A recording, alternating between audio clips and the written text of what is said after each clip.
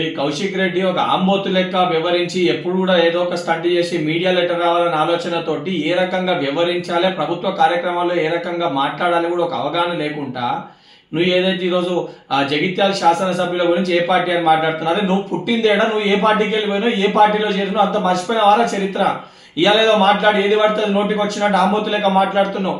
కనీస అవగాహన లేకుండా, ఆలోచన లేకుండా దళితులని కాంగ్రెస్ పార్టీ మోసం చేసింది అంటున్నావు. అసలు దళితులని మోసం చేసింది BRS party.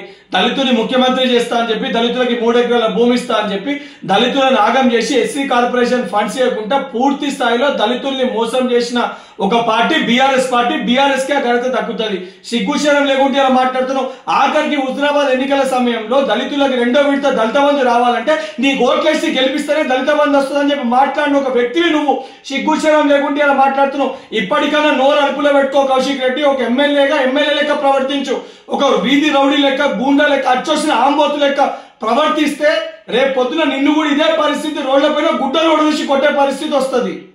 Subscribe us and press the bell icon for more interesting updates.